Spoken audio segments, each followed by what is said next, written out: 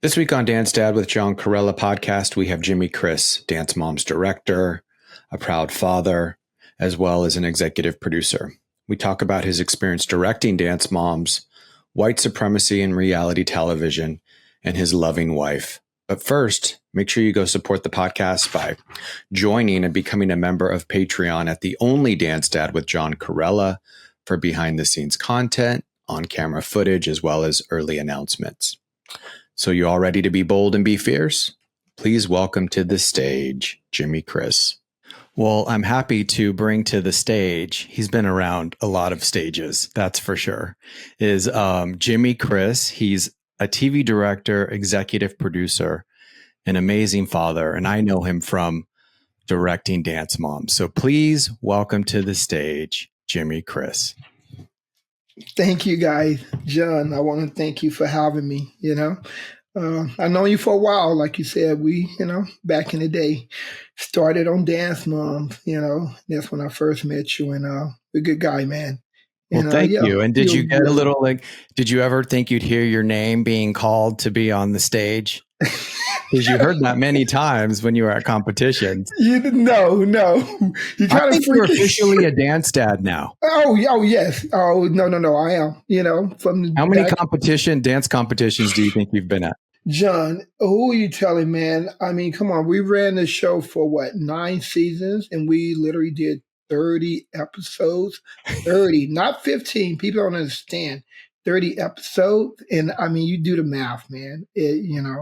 That's why that I'm telling you, you can probably tell the new mini dance moms that are out there in the world how this world works. So how did you get into reality television? I kind of fell into reality television, back in the day, reality television, when it first took off, I was more or less doing like commercials, did a couple of movies, but I wasn't directing. I did a bunch of music videos. I didn't work with every artist that you can name. I mean, throughout the name. Any dance artists? Any dance artists? Meaning like people we dance to?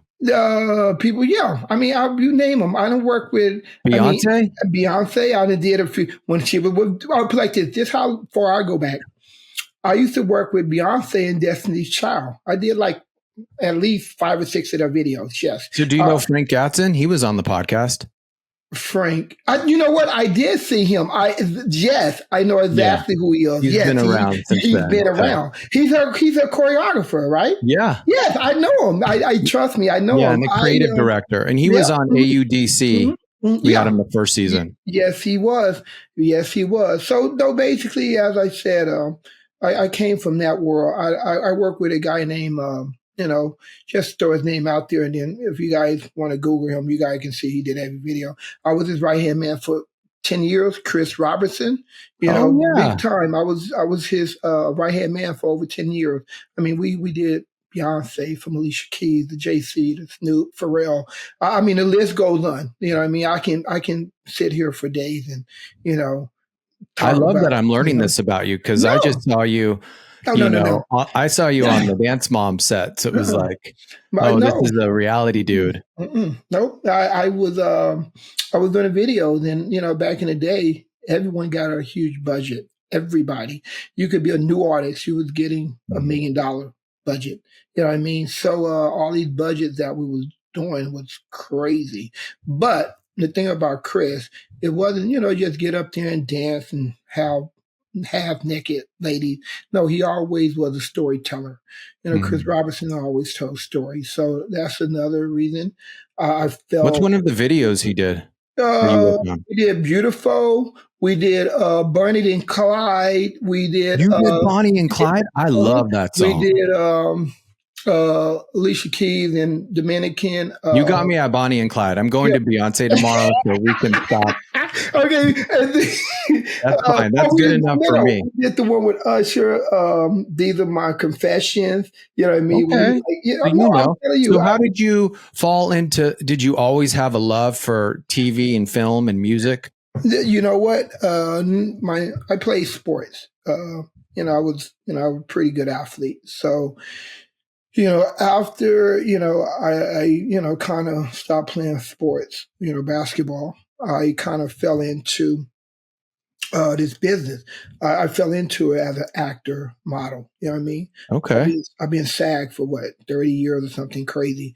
So So it still was out there. yeah. Maybe one day we're going to hear "Welcome to the Stage," Jimmy Chris. Maybe. So basically, to make a long short story short, I was, I was doing something on a commercial or something, and I liked the way the director moved as far as his creativity. As far as he runs the set. He's responsible for the finished project, how it looks, and how the directors are coming across in the scene. So I'm like, and I'm a very creative guy. You know what I mean? So I was like, you know what? I want to jump on the other side, and literally one day, I was like, I'm going to become a PA, a production assistant. And then, I knew a couple of people from, being in the business for a couple of years as a model actor. And then people like, did you call your contacts? I said, no. I just basically jumped on the other side as a production assistant because I wanted to soak up as much information as possible. Smart. So basically I soaked it up. And then I was, working odd jobs. I was working music videos, when I first got into it, when I was just a PA. Literally, it was a production assistant. You work in every department, which I love. I give this advice to, young kids today on my set. What do you want to do? They like, I don't know. I'm figuring it out. I'm like, that's good. You don't have to know. What you need to do when you're on set, still do your production assistant PA job, but you should talk to your production manager and say, hey, can I work with this department today? And you figure it out. You know what I mean? You might be smart. You might go in the art department and be like, oh, I love art department. You might want to be an electrician. You work with an electrician one day. What does the art department do? The art department, they responsible for the whole set. They build the set. They hire the carpenter. They build the set. They hire the carpenter. They do everything. Anything. Does reality TV have an art department? Yeah, me. Yeah, reality TV can be. It's way more downsized. No, me. You know what I mean? You might. A lot of ABC did. We had, I think, Mercedes. Yeah, we did have Mercedes, but like I said, on the bigger shows that need art direction, you know what I mean? Yes, you need an art department person. If we're building lavish sets and all that, even though it's reality, you still need an art department director. So, of course, back in the day, our music videos had an art department director because it was huge video sets. So, like I said, I didn't jump around. I knew what I wanted to do. I just wanted to know the ins and out of each department. So today, if I ask you to do something, I'm not being unreasonable because I done it. I done been there. And I tell people, and if you say it can't be done, John, I'm the type, I'm going to show you, not to show you up. I'll show you that. And they're like, don't play with him. He done did everything on his set. So, you get some directors and some producers, they want the world. And I get it. But sometimes your budget isn't the world. So you have to, it's like what's important. I would say, how I used to look at it is, you shoot for the world because you might get it. Yeah, no, very true. I mean, look at Dance Moms. I thought Dance Moms would go for 6 episodes, and I didn't think I'd be talking about it here 15 years later. But you shoot for the world, and then you might not get Eva Mendes in your movie, but you might get Eva Longoria. Very true, and that's not a bad option. That's amazing. I'll take that. Hey, those two any day. So, what was your first? What was the first episode of Dance Moms you worked on? The first episode, I didn't do the first 6. You know what I mean? How the first 6 was played out. I was actually on, I think, Hell's Kitchen at the time. So when I was considered a network guy back in the day. So was Dance Moms your first reality show? No. Hell's Kitchen was a reality show. Well, meaning, how do I say it? With Hell's Kitchen to me seems more of a competitive show, right? Mm-hmm. Meaning, similar to Housewives. Was that your first? You mean madness? Craziness? Hey, Hell's Kitchen, that guy's mean on Hell's Kitchen, whatever his name is. Gordon Ramsay. Yeah, he's definitely mean. I feel like I know what it was now. It was probably Vegas or No, Tahoe. it was no. You know what it was? We did. I think we did Tahoe and then Vegas. It was one of those. I think, or because that same second, the back end of the six, we also did Burbank. You get what I'm saying? Yeah, the finale. The finale. So I think you're right. I think it was Tahoe. Well, of course, you have to shoot the show in Pittsburgh, then you lead up to you're traveling to Tahoe. But I feel that first summer we were traveling a lot. We was traveling. We was yeah, it wasn't. It was a little bit of a different show. It was a little more light, a lot more fun, a lot more, showing. Now, were you directing when you came right on? When I came, no, it's funny. When I came right on, they didn't have a director, so basically, they was basically using the showrunner to actually direct. And then, as time went on, the showrunner has other duties. They can't be in there calling cameras and all that. And then they noticed that, that's my field and that's where I came from. So I think after those 6, I became the director. And then I've been a director ever since. You know what I mean? So explain to the listeners, and to me too. I mean, I know, but also explain, what a director, and when you say call the shots, what does that mean? Let's say there's a scene with, here, I'm going to make a scene. Yeah. There's a scene with Melissa, Christy, Maddie, and Chloe, and they are hurrying to get ready for the competition. What does it mean to call the shots, and as your job as a director, what does that entail? Okay, as a director, so reality is unpredictable. That's why it's called reality. So you have to be prepared for anything that could happen. So basically, depending on how many cameras you always have to focus on everyone, not just, certain scenes, because you might be, if you want to focus on this scene, you got other moms in the background talking, madness or crazy about the other mom. You want to make sure you have a camera to cover that as well. So basically, my job is to navigate through all the madness, you know what I mean? Making sure I have a camera where a camera's needed and all bases are covered, you know what I mean? So sometimes... So you probably have to be very centered in the madness, because if not, you'll lose the control of it. You have to. That's why I tell directors all the time, it's just not about your look, or you can say, hey, camera, go over there. You have to be invested in the story. You have to know, hey, these 2 moms had issues this week. So we have to make sure we're covering these 2 moms at pretty much all times, because what I like to do is I pretty much, on any show that I do, I like to know my cast.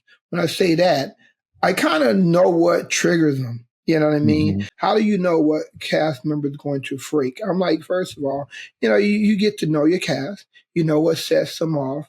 And then you always, to me, if I'm filming, I'm always keeping an eye out, you know what I mean, for a certain person, you know what I mean? Even though I might not have a camera focus on them, they might be in the background, but trust me, as a director, I'm always keen on them, even though I'm watching this scene, because you know the story. I tell directors all the time, you have to know your story, you have to know your cast. So with Dance Mom, do you literally keep your eye on them, or do you have monitors in front of you? No, I have monitors. So basically, okay, for you guys don't know, we have a control room. Basically, we have a control room. It has a bunch of different monitors. It has each camera that you have. You know what I mean? If I have 6 cameras, I have a picture on all 6 cameras. So basically, say I'm shooting a couple of moms, but someone's in the background and I can tell they're getting heated. What I might do is I keep shooting my scene, but one of my other camera, I'll be like, hey, do me a favor. Why don't you just pan over and give me such and such? And I'll say, sit on her. Basically, we have terminology. When I say sit on a person, that means that camera person, I don't need you to move. I need you to just focus on her. What was it like working on Dance Moms? What was this like? Chaos. It was crazy. You know what? No, on a lighter note, Dance Moms was a great show. You know what I mean? I had a great time working on it, creating something magical. Mm, Yes, did it get chaotic at times? But these girls was amazing.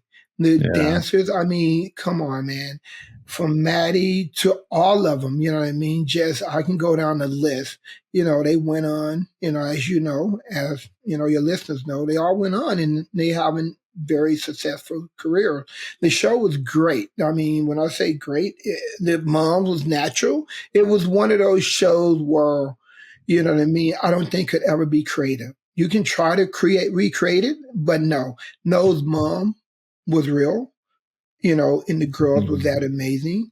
I get a question all the time. People always come up to me like, hey, Jay, like, how much is that stage? I'm like, none of that is stage. You know what I mean? You have certain shows that they do stage, you know what I mean? So, or you give them a bunch of alcohol. With these moms, it was nothing like that.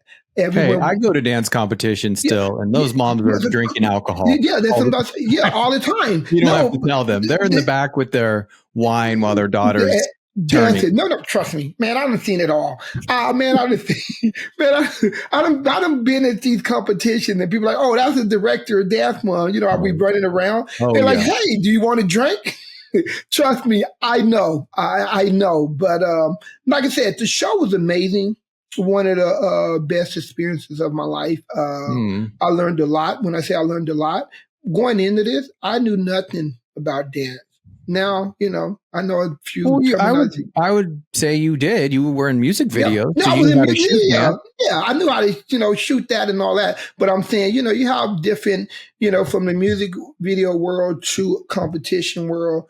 You have ballet, you have jazz, you have contemporary. You know what I mean? You have hip hop. All at the competition, and you have certain sayings.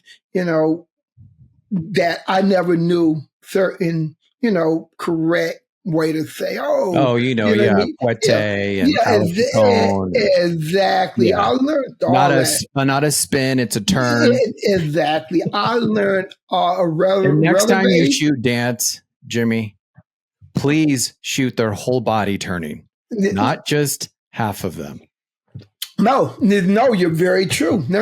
I tell my kids, trust me, John, but it's hard because, a lot of these camera guys, they never shot dance. And I'm directing them and I would tell them, why would I want to see from the neck down? I need to see full frame. Yeah. So why not show me the full turn? And then, sometimes after the turn, they'll go all the way down and then just give me a little tilt down. So we Yeah. get the full picture. Like you said, you never know who's dancing if you don't see the face. Unless you were zooming in on Maddie. That, of course, she had Well, that great performance ability. well, no. Like you said, John, you know a little something. It's like a lot of dances, like some dances require you to be very emotional. So they said, we're doing a dance and it requires your face to be very emotional. Yes, I'm going to try to stay up in here. You know what I mean? On certain part, because the whole dance that she's selling, yes, the moves and all that, but it's also her facial expression. So when we're on that note, I'm going to ask, I'm going to be very democratic. Yeah. This, what was your favorite Maddie dance? My favorite Maddie dance, man. Come on, you should have gave me a hint, John. That been so long. Hey, I'll tell you mine. Mine was, well, I would say it was the first Six Cry because I picked that song, but also I love the one she did in Burbank when she was, I think, an abused kid. Yeah. And she was kind of had, I think, maybe dirt on her face and her hair was all messed up. I mean, I don't know.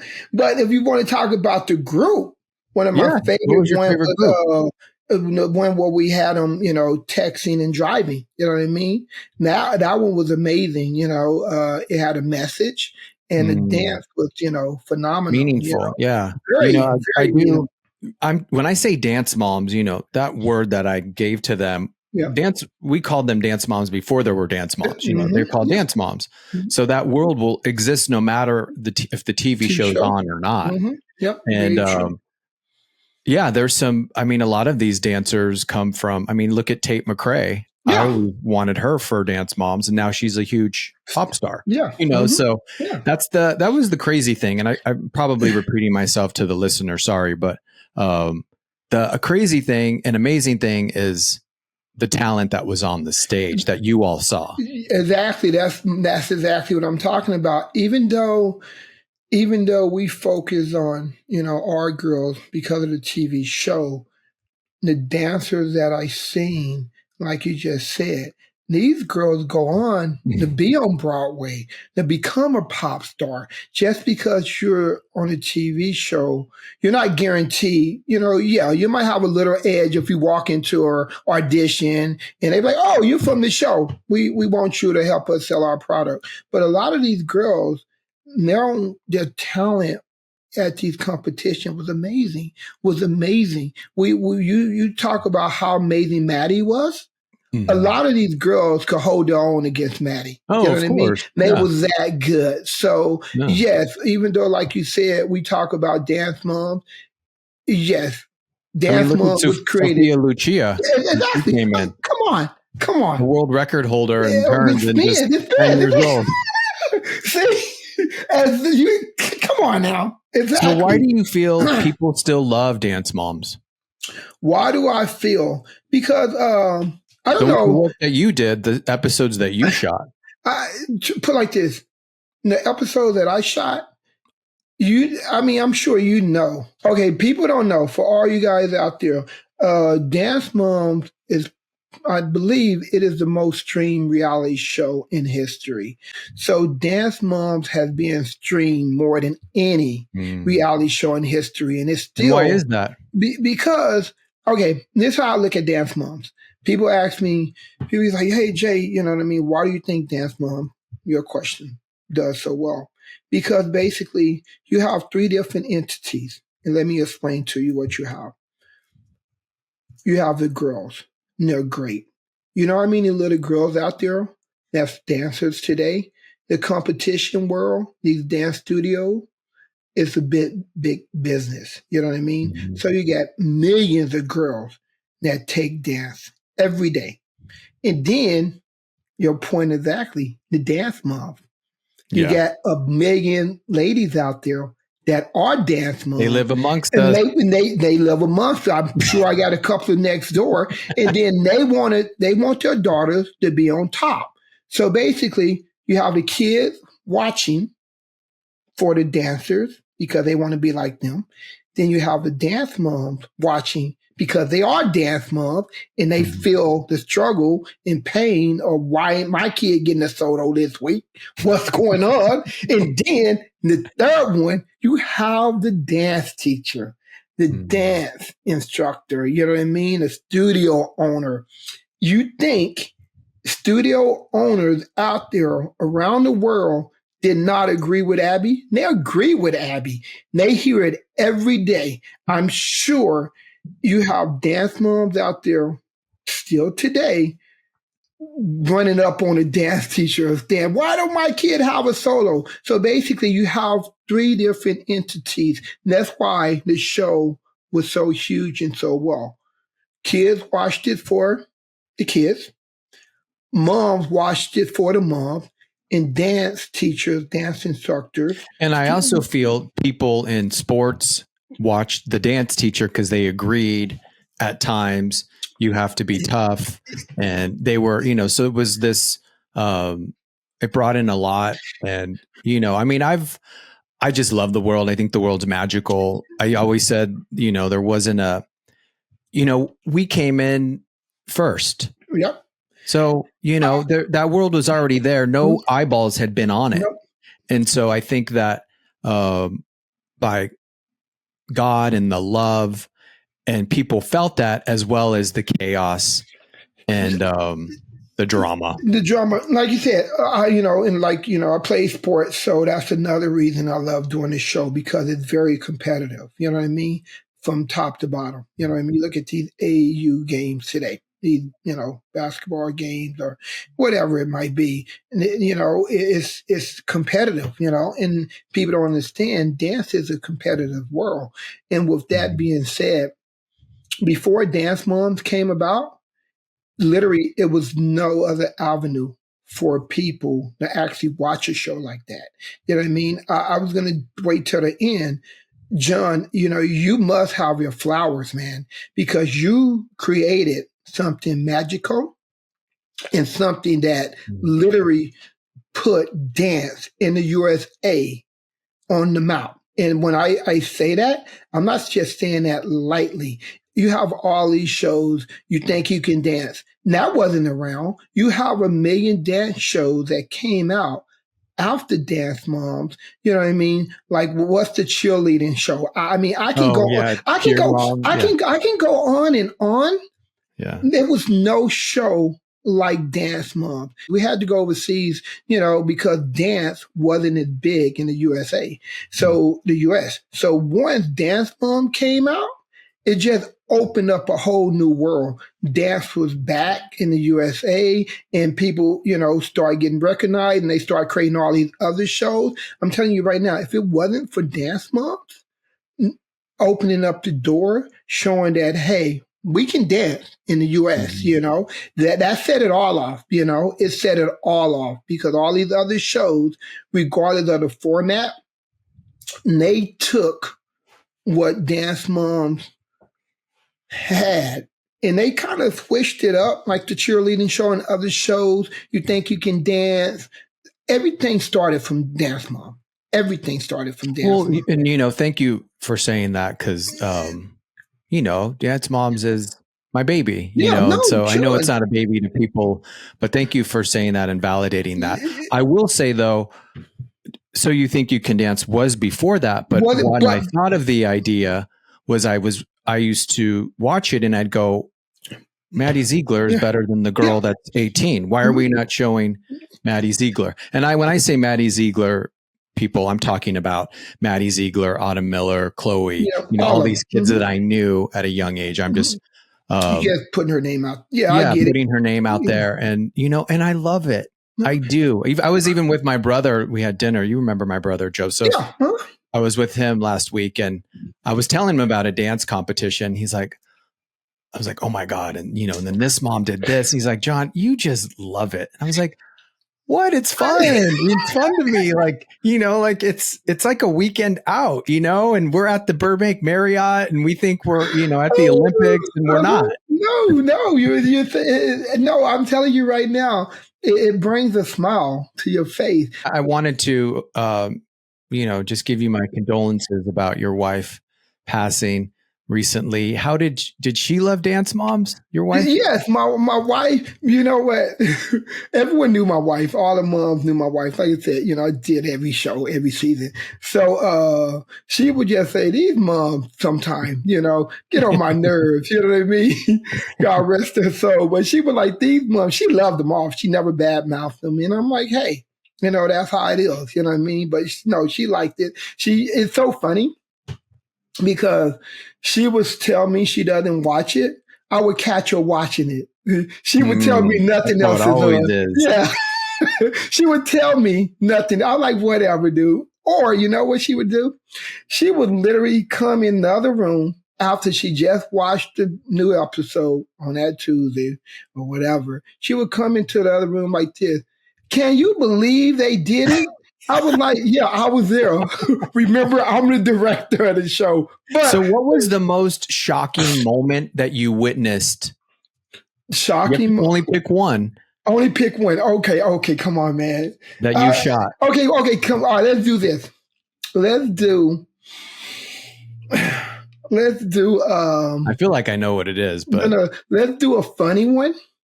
And then a shocking one. Yeah, what was the one. Okay, yeah. So what was the most meaningful? What was? Let's do meaningful. Let's start off light. Well, okay. Let's do the most meaning. What was the most meaningful moment you shot that really tugged at your heart? What tugged at my heart? Oh man, not craziness, meaningful because I was going to do a crazy one too. Well, we can do that at the end. what are some of the funny moments between the girls that you remember that you liked The shooting? funny moments between the girls. Deep down inside, the girls loved each other. They really did. You know what I mean? Sometimes, competition is competition. But at the end of the day, the girls, they known each other since I believe they was like what, 3 or 4, Yeah, probably, something, yeah, around that. around that when they started dancing.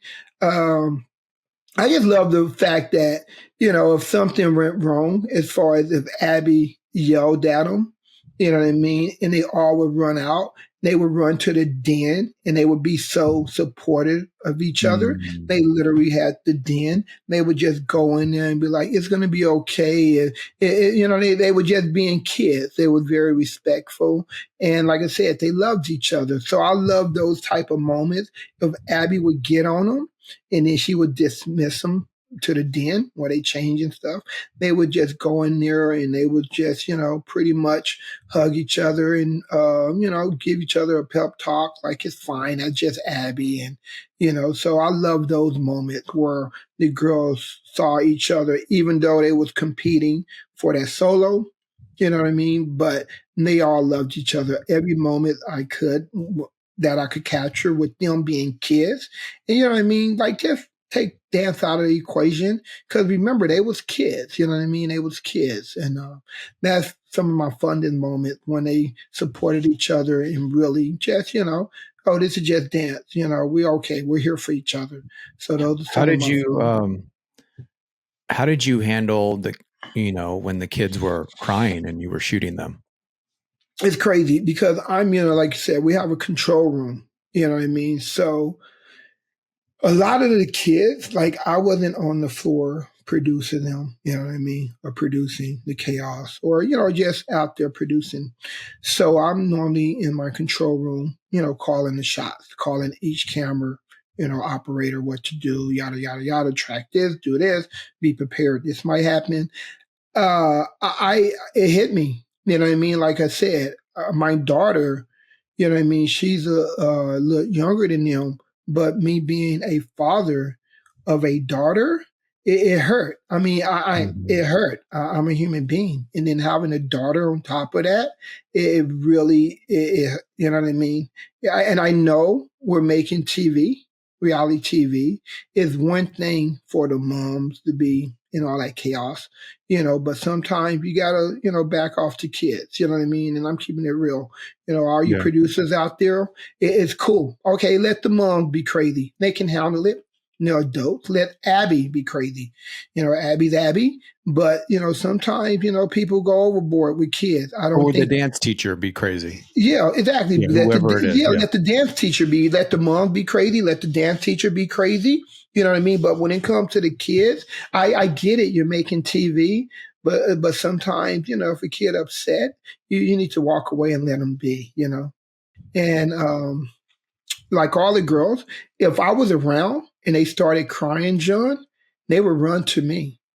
I mean, Mhm. all the moms, like, this is they called me, the kids called me their dad on set. You know what I mean? So, yeah, so it hurt, you know what I mean? Like I said, I know we're making a TV show, but it's a line as a producer, you should never cross with kids. And sometimes that happened. And then, like I said, the kids would run to me. They would run to me. They're like, where's Jimmy Chris? Where's Jimmy Chris? And they would hug me. And then all of them are like, oh, he's our protector. He's the kid's protector on set. He's And like the I kid's love that. I always feel there should be someone. First of all, everyone should be that way on set. but they're But if not. not, there's someone. And you said we're making a TV show, but it's not separate. Nope. Meaning, these shows are extensions of us. Mhm. They're not. It's not transactional. They're extensions of producers, Mhm. dancers, networks, and the TV show is just the result, not the cause, if that That's very makes true. sense. The No, it makes cause is sense. these No. people, and they are, and following them and having boundaries. And do you feel reality TV has changed since then? Yes, I have. It, And how? crazy and not for the good. goodness. Really? No, It's TV. interesting. I thought the pandemic would make it better after No, because of the meaningfulness. No? no. Yeah, if you look at the shows that people are watching, of course, you still have the staples. When I say the staples, you have like Amazing Race. You have Survivor. You know what I mean? You still have Hell's Kitchen. I call those the OG shows. Those are not going to go anywhere. Those are the staples. Those are going to run forever until these guys don't want to do them anymore because those are good shows, competition shows. But then you look at other shows that I really don't even know the name of because of the fact is, you get clips of them or you might see an ad for them. It's just nuts. You know what I mean? It's like fighting and you know what I mean? Girls like the Bad Girls Club. What's the other one? I mean, these dating shows. Some of these like The Bachelor. That's a decent show. That's they hopefully they really trying to find love. But then you get like those other shows called Elf Boy. They just basically put you on an island, give you a bunch of alcohol, and want you to have drama. To me, it's just like you said, those are not meaningful. Those are just trashy. Sorry. So Did you ever see what was it called? It was a group of people. They all had Down syndrome, and they were, I think, on for 3 episodes. They won an Emmy for best reality show. That everyone, I forget the name of it, but that's what everything we do should have meaning in it. Film, television, any type of work. Any type and of work. That show really was done so well, and I believe that's why it received the Emmy. That's why I won an Emmy. You know what I mean? Like I said, what's the Little People show? I think in the beginning, that show, it started off with good intention. I really do. To showcase, little people. But over the years, it became just like any other show. It was filled with with drama. You know what I mean? That's what they look for. So when you ask me, how do I think reality shows have changed? I think we have more, I don't know, tasteless. Do you feel that's because people that are, in my opinion, that are in leadership roles, Donald Trump, people that are in politics are tasteless? Yes, that has a lot to do with, it's like anything goes. It's like basically, go back to what you said about Trump and his administration.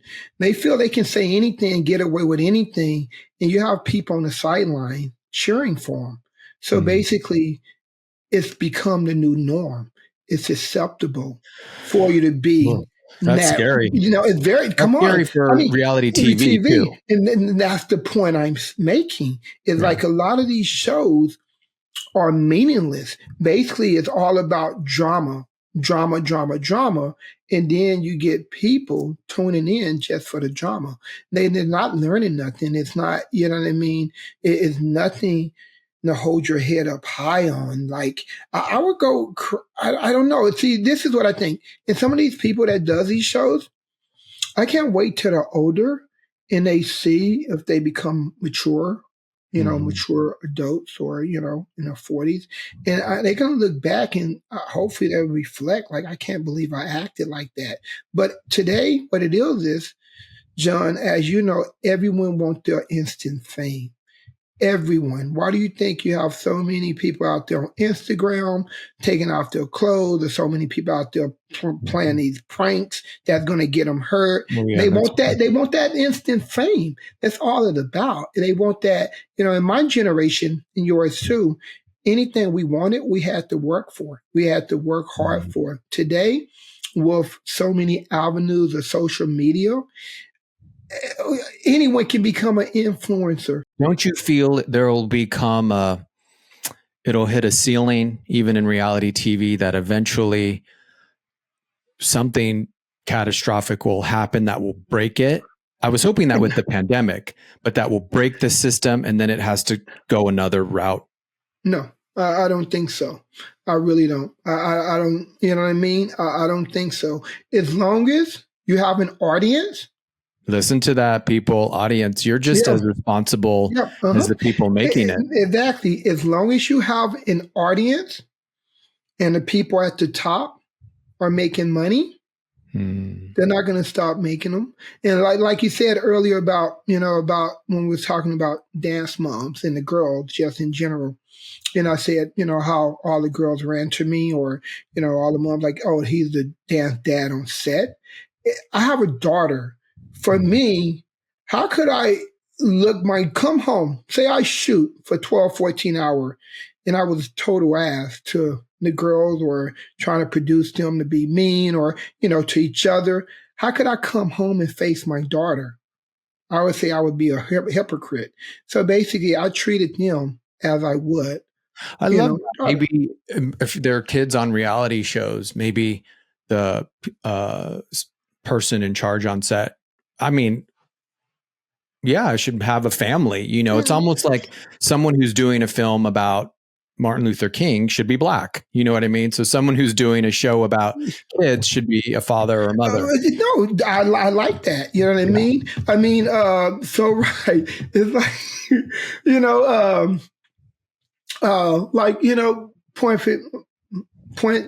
good point. So basically, I'm sure you heard Denzel Washington back in the day, right? I forget what movie. I know you heard of him, but a statement that he made. He did a movie or was about to do a movie. So they said, the reporter asked a dumb question. Like, oh, why did you say the director had to be black? First of all, it was a black film. He said, okay, dumbest question in the world. He was like, okay, let's put it like this. If you're doing a movie about Schindler's List, you know what I mean? Let's have a black person direct that. A black person couldn't direct that because that's not where he's from. And that's why, you have it wouldn't be authentic. It's authentic. So you know who he said? He said, okay, Steven Spielberg directed that. He's Jewish. That's his movie. So let's take him out and put someone of African descent to direct that. It wouldn't be right. They didn't come from there. So what I'm saying is, this movie that we're doing, yes, it should be a black director because we're talking about black people, where they came from, the ancestors. So you mean a white person knows? No, you don't. So then the reporter was dumbfounded, like, oh, that's a good point. It's like when it comes to, I see everyone for what they are, black, white, Hispanic, Chinese, or whatever. I see you, the person you are, not your color, not your religion. You do right by me, I do right by you, But for some reason, we're always getting the short end of the stick. You know what I mean? Like when they do, I see it all the time. When they do certain movies, still today, I'm like, how that white man gonna direct that? You know what I mean? And then they ain't calling me to direct these other shows when it's just nuts. You know what I mean? And like, trust me, failing, they're allowed to fail a lot. Oh, a lot, man. Come on, man. When I'm on set, when I'm doing a project, I have to be 10 times better than everyone else. I make one mistake, it's like grumbling in a room. Blah, blah, blah, blah, blah, blah, blah, blah. Yeah. And as far as someone else, they make mistake after mistake, and all the people do is make excuses after excuses for them. But let someone of color make a mistake. We say it all the time. We walk in on the set, we have to be 10 times better than everyone else. What I hope is that reality TV has people behind the scenes similar to the ones on camera. So if you have, even look at Lennon, who was Zach during Dance Moms. Mm-hmm. You have kids who are transgender and will eventually transition, and you don't know that yet. But it would have been such a great asset to have a transgender producer on set, because that kid would have feel safe. And when you feel safe,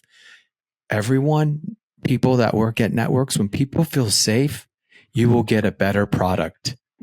When people feel safe and comfortable, and they're like, hey, that person looks like me, transgender, they're going to be more comfortable, as you said, and they're going to be more comfortable to be themselves. Yes, You know what I and that's mean? when you get And those they like, moments. hey, and that's when you get those moments. And like you said, when you're back to what we were talking about, as far as when you're making a reality show, a TV show, a movie, if it's a black show or a black movie or whatever, black reality, and you look out and you see nothing, that no one looks like you behind the camera, that's a problem. You know what I mean?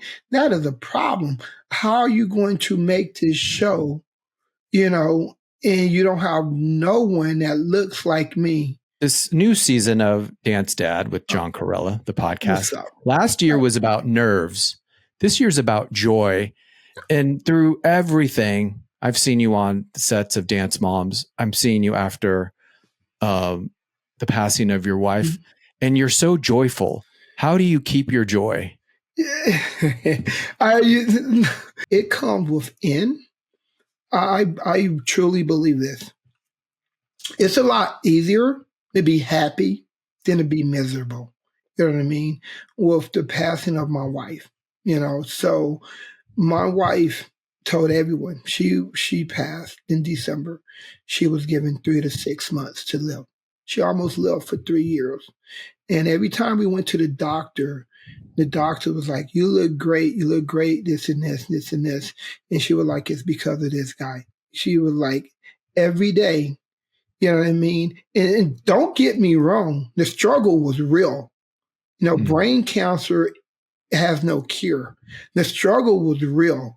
But I just felt if she saw me drowning in my sorrow, she would have went a lot faster. You know what I mean? She would have felt sorry for herself. So basically, I used to tell her every day, we're going to have the days. And I know I'm not the one that's fighting this, but you best believe I'm going to be by your side. You know what I mean? I'm going to be by your side. I'm going to keep you positive. Yes, have your moments, have your days. But then what do we do after that? We have a daughter.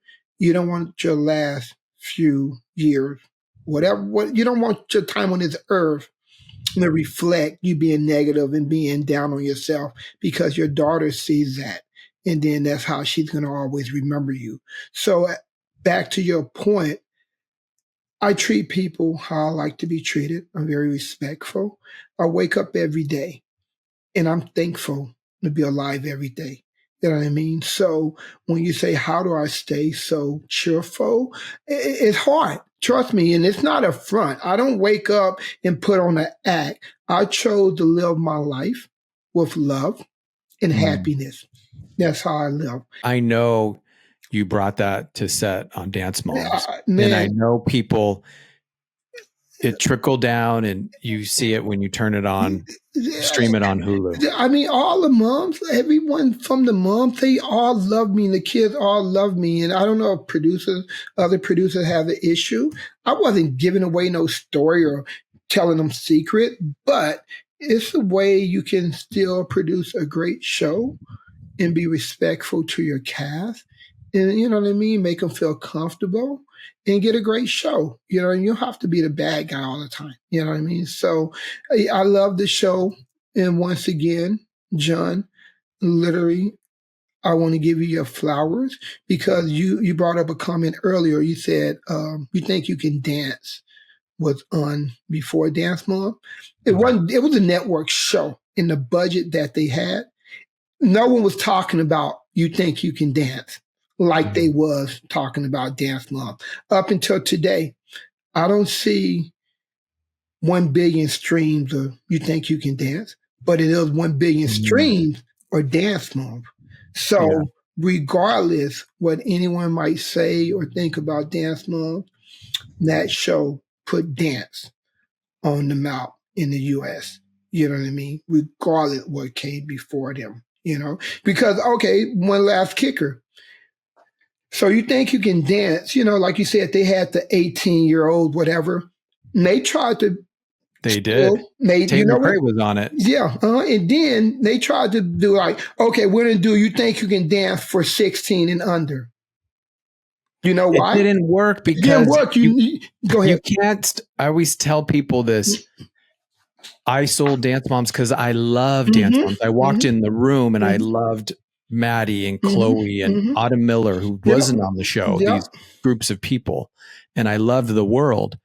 If you try and go through the back door, Mm-hmm. people sense it and smell it, and they don't want to watch it because they're like, it feels a little contrived. It doesn't feel real. It wasn't. And that's what, and also to everyone, thank you for saying that again. But somebody told me before Dance Moms that I would never sell Dance Moms because there was too much dance on TV. So if you love something and you believe in it, do it just to do it. That's also another reason why too, is I didn't go into it thinking, let's do 11 seasons. I went in, let's make a sizzle or a one episode and it'll be fun. And I'll just sit in my house and watch it, and with that. So remember that sometimes we do things just because they're the right thing to do. And that's your passion and that's your love for the art, And like you said, whoever told you that about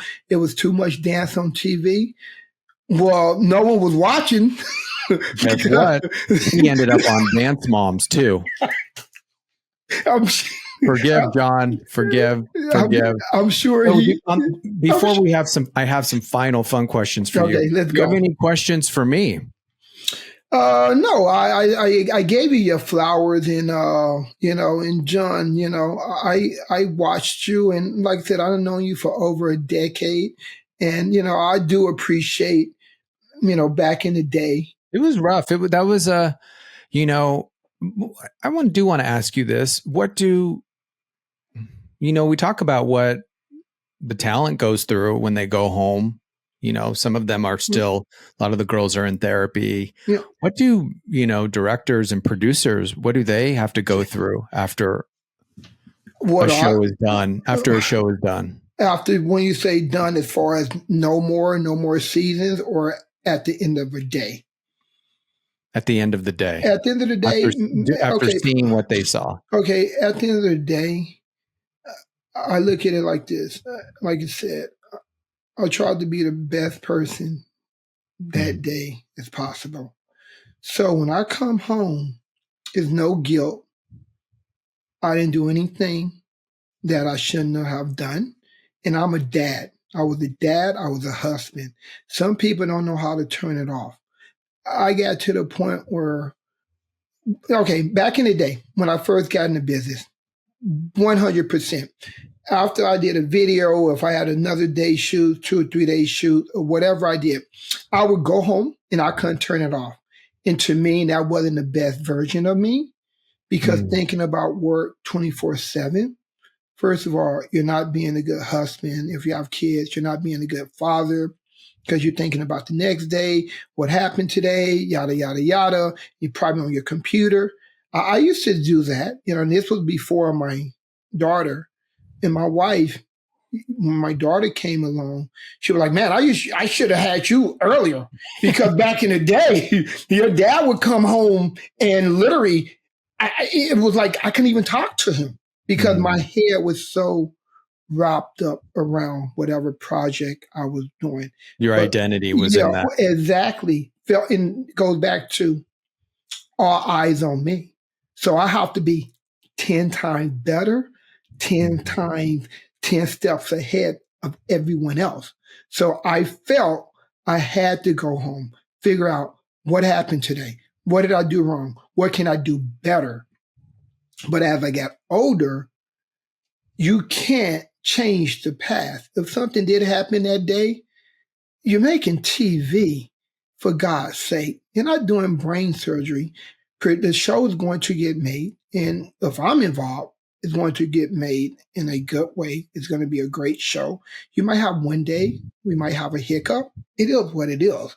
But like I said, my wife was like, when my daughter came along, John, once I leave set any given day, I might think about it driving home for a few minutes, or maybe even all the way home. But once I walk through my front door, it's dad time. It's husband time. And I literally takes my mind off. You had another life. I'm done. Tomorrow will be a new day. And most of the time you're on set 14, 16 hours. So I got 14, 16 hours tomorrow to figure it out. But now I need to be the best. For me to be happy-go-lucky Jimmy, I need to take my mind off it and be Jimmy, the great dad, the amazing husband. You know what I mean? Spend time with my family. You know what I mean? Be present. Be present. Be You present. had in other the things. A lot of producers don't have other things. They don't have families. They don't have kids, or they don't have. It's not even about. They just don't have anything else They don't have beside the show. They don't have a life, and that's no future. And it's no future because you will be miserable. I'm telling you right now, you will, because once this all go away, what do you have? You know what I mean? It will. It will. Eventually. There'll be one day when people won't be watching Dance Moms as much. Yeah, That's the reality. No. Dance Mom, I'm telling you right now, you have kids and kids and kids.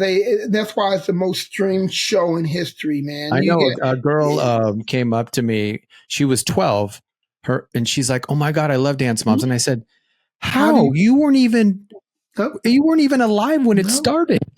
You know, she's like, "I know, but I watch it on Hulu. It's so amazing. Do you know?" And I'm like, "This is crazy. You're 12 years old. The show's older than you." It's crazy because on that, we're going to stay on the dance. These are just some quick questions. Quick question. What's your favorite style of dance? I would say contemporary. Oh, I love it. You know what? You are a dance dad. You know your competition. Yeah, because it has a meaning to it. You know what I mean? Yeah, it does. Trust me. Yeah. And healing. It can be very healing to people watching. You watching is very, like you said, like, very like, okay. Yeah. Favorite choreographer? Favorite choreographer? Could be Debbie Allen. No, I know. No. My girl, I know her personally. She actually came back from my video days, and we had her on this show as a replacement for Abby. Not Boom Cat. No, not Boom. No, no. She was a video girl. She was Puffy's right hand man, P Diddy's right hand man. You know her. I know her well because that's how I met Lorianne Gibson. Lorianne. That's Boom Cat. Yeah, I thought you was talking about. We had that other lady, the Broadway dancer. No, I'm thinking of Lorianne. That's her famous line. Boom Cat. Boom, cat. Lorianne. Okay. Funny story about Lorianne. When we invited her to be on Dance Mom, I didn't see her for years. But keep in mind, I did all the videos back in the day, and she choreographed most of them, bunch of them, all of them. She was right hand man. So it was said when someone said, "Hey, we're thinking about getting Lorianne fill in for Abby." I'm like, "Come on!"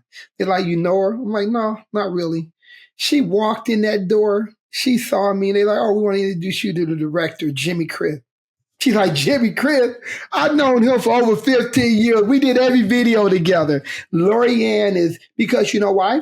Let me tell you why Lorianne is my favorite.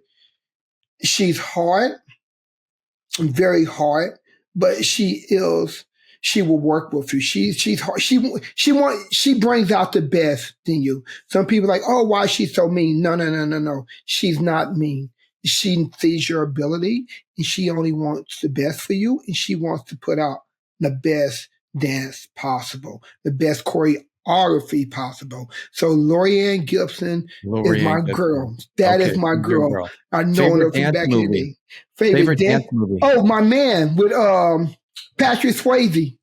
Dirty Dancing. Yeah, Dirty Dancing, baby. Dirty Dancing. He's from his mom owned a dance studio. So I didn't know that. Yeah. No one puts baby in the corner. He's not a comp kid, but he grew up in dance studios. Okay, but Dirty Dancing is my favorite. You know, too young. Like I know, too young. Also, you know, of course, Saturday Night Fever, but I would say Dirty Dancing because it had a story. It was meaningful. It had the story in all of it. Favorite Broadway show? The Lion King. Oh, good one. The Lion King. Meaningful. The Lion King. Very meaningful. People don't understand I can be deep. I'm kind of people sometimes like, Jay, you're not that cool when I talk about certain things. Like, you're kind of nerdy. I'm like, I like it like that. You know what I mean? I keep you on your toes. You know, I can be this, I can be that. But the Lion King. But now, since I introduced you to the stage, if you could do a solo for a competition, what would it be? If I could do a You solo, yourself. yeah, I know. I'm thinking. You know what? I'm gonna have to say it would be a jazz solo. Jazz. What song? Um, uh, what song? What song? What song? I don't know, something by Herbie Hancock. You know what I mean? Ooh, or Donny Hathaway? Yeah, Donny Hathaway. Yeah, but Okay. but I'm a big jazz fan. That helps me relax. People are like, what? Okay. I like all music. You'd get those boy points. Yeah, I would get exactly. I would get the boy points. But yeah, it would be jazz. It would definitely be jazz for me. What's the boldest thing? One of the boldest things you have done? Boldest things I have done. Well, we was up in where were we at? We was up in Yosemite, right? And then it was freezing cold, and we was on the top of, I forget what mountain it was, and it was freezing. It wasn't summer, so the lake was cold. You know what I mean? They were like, and people was jumping off, and then people were like, oh, you're not going to do it. My daughter and my wife was like, oh, Dad, you're not going to do that. That's too cold. Plus, you can't even swim because you're black. I can swim, but I don't swim like a fish. Yeah. You know what I mean? They were teasing me. They're like, Dad, you won't do it. You're like, you're not the best swimmer. I'm like, dude, you're just jumping in. But they're like, okay, whatever. So my wife, she was like, oh, hell no. It was like 60 feet up. She's like, I'm not doing that. I'm not. So she stayed at the bottom. My daughter, of course, she went up. How old was Jackie? Jackie probably was, I don't know, 12, whatever. So my daughter went up, but then she was like, you doing? I'm like, I'm doing it. I jumped in and that water was freezing. You know what I mean? I jumped in and did it. Yeah, I did it. And then nighttime or daytime? It was daytime, but it was still freezing. It wasn't summer. So it was cold pretty much all day. You know what I mean? So the water was. You just jumped. And I love that you said the boldest thing you did was with your family, not with work. No, it was with, I'm telling you, it was with my family. The boldest thing I did. You know what I mean? I jumped and we still talked about it. And my daughter like, yeah, my dad did that. And I'm like, yeah, and Jackie came up, but she changed her mind. You're like, oh, hell no, which I'm happy she did because she was still, like I said, I think 12 or 11. She was still rather young. She would have been fine, but I was like, no, I'm happy you didn't. But yeah, that was the boldest thing I ever did. And since we were talking about this earlier, this will be the last question. No, go ahead. What brings you joy? What brings me joy? Life. Every day that I wake up and I'm thankful to be here. And you see that picture behind you, that little girl behind you brings me joy. I know I can be a pain to her. You know what I mean? That helicopter dad. But if you know me and you're around me, that little one back there, she brings me joy. And my wife also brought me joy. I was so thankful that, she was given 3 to 6 months to live. And she lived for almost 3 years. So that brought me a lot of joy. Now I know she's smiling down, watching us. So I'll try to live life every day to the fullest. And my daughter is my heart, and she is the one that brings me joy each and every day. That's why I do what I do, That's why I do what I do. And like I said, people, if you follow me on Instagram, everything is about my daughter. And people like, can we just come over with you guys? It's like, my wife. What is your Instagram? They want to follow you. My Instagram is The Real J. Chris. So basically, if you just Google The Real Jimmy J. Chris or The Real Jimmy Chris, it'll come up. And Chris is spelled CHRISS, two S's, CHRISS, the real Jimmy J. Chris, and J is spelled Jay. So, but yeah, that is my joy. You know what I mean? My joy is living life, and I live for my daughter Jackie. That is Well, my thank you joy. for bringing joy to the podcast Hey, and bringing joy to Dance Moms. hey, John. Once again, thank you for having me. It was so nice. Thank you so much for listening to Dance Dad with John Corella. Thank you to everyone at Hivecast for all that you do. And if this episode meant something to you, please share it and subscribe. Also, you can follow Dance Dad with John Corella on all platforms. But most importantly, remember to be bold and be fierce.